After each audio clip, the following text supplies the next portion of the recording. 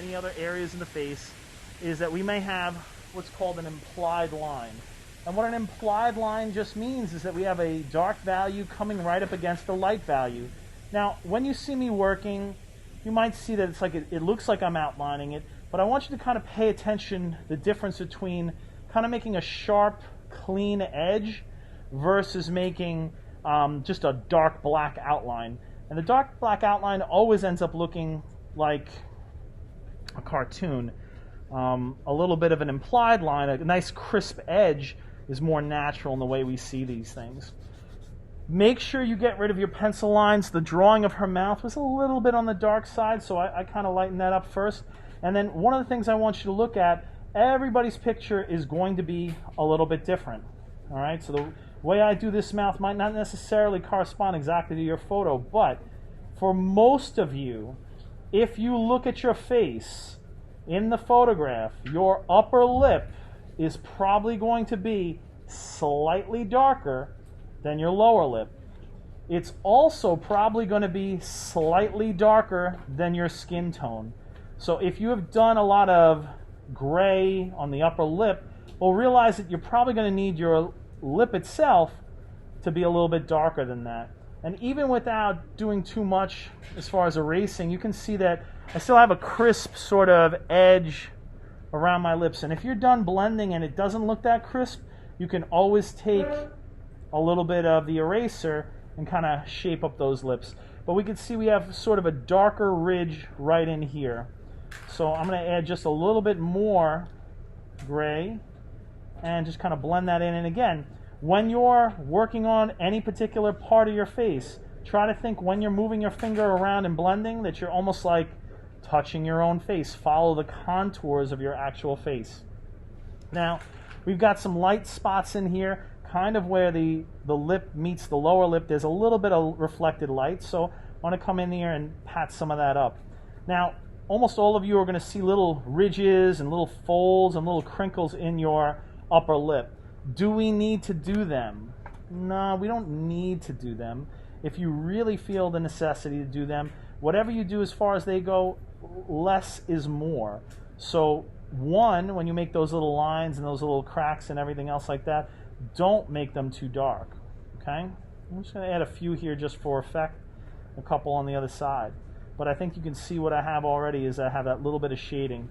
Now, you might notice that one side of your mouth might be a little bit darker than the other, based solely off how the lighting was. Again, whatever you see in your picture is what you're trying to do. I'm not teaching you right now how to draw lips or shade lips. I'm just trying to reinforce, just do what you see over there. All right? Most important part of this thing, and something that people don't want to do, it's just like in the nostrils. People are afraid to kind of come in here and make this dark part dark. They're also kind of afraid of making the corner of the mouth dark. And this corner of the mouth, this little bit that ends up with a dimple or a little crease that sort of blends into the corner of your cheek, this is a really important part of sort of establishing the mouth. If you don't put this in, it really doesn't look like you have a cheek. It really kind of doesn't give an end to the mouth. So make sure you put that, and you're going to find that almost on both sides. In this case, there is almost like a dark little line right here just in the corner, and then we have, again, our little sort of dimple. And again, when you're blending that, think about blending it as if you are literally wiping crumbs off the corner of your mouth. Follow the contour of your mouth. Now, between the upper lip and the lower lip, there is a real crisp edge. In the center here, I almost have like a line, and I'm going to kind of come in and add a little bit to that. But don't get outline crazy over here. All right. One of the things people do that screw these things up is they outline the top edge of their lip, they outline the bottom, they outline the middle. We don't need all that. We just need to kind of pick up what's in the photograph. Just like I've said before, if you don't see it, don't make something up. Lower lip is lighter, much lighter than her upper lip. In fact, this side of the lip is all really, really light. You only really see that white reflection if we have a little bit of gray, so I want to put a little bit of gray on this. I know there's a lot of little highlights. The only way I can get those highlights is if I'm working off like a little bit of gray to begin with. And I want to kind of really get like underneath the middle part of your lip, like right underneath it, underneath here. Almost all of you are going to have a pretty dark shadow.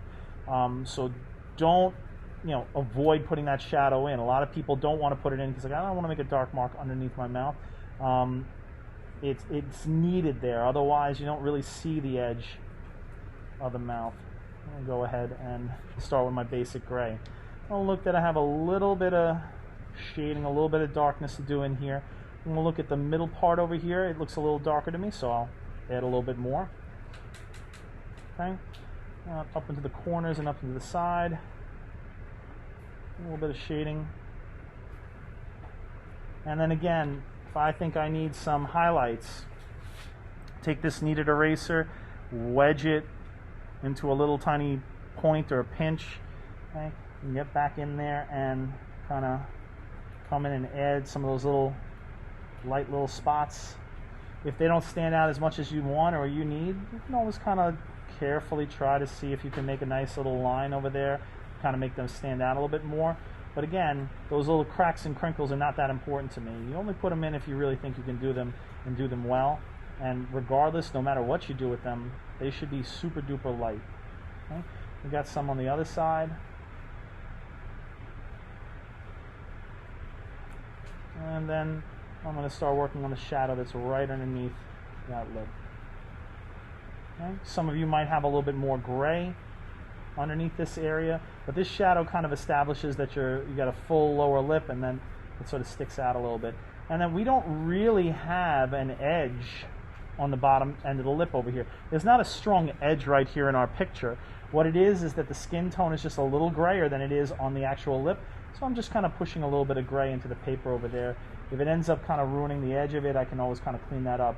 But this is really a great example of what I called an implied line. There is no outline here, but the highlight up against that middle gray kind of separates the two of them. It's really very subtle, and what I mentioned before is the subtle stuff is really the hardest stuff. From there, listen, I don't think I need to demo the chin or anything else like that, but if you're finished with the mouth, you can feel free to work your way down the face. What I would tell you at this point is that we want to kind of work on the face and maybe the neck and shoulders. I don't want anybody jumping onto hair just yet.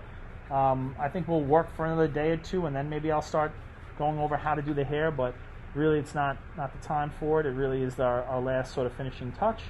But again, with your chin and anything else over there, it's about creating a nice edge. So when we're working down here on her chin, we have obviously a lot of gray. Let's get some of that in there. Kind of fade it out. And then we have a little bit of an edge right here in the bottom of the picture. So one of the ways that we're going to have to be able to do that is kind of shade it, make it a little bit darker, and then really shape it up with the eraser and get in there and kind of pinch that little edge and really sort of make it nice and crisp. All right. And again, we're trying to create edges and implied lines without using heavy dark outlines. All right, and that will be our lips. All right, and you can play with them as much as you want. I know there's a lot of detail in there, but you don't have to get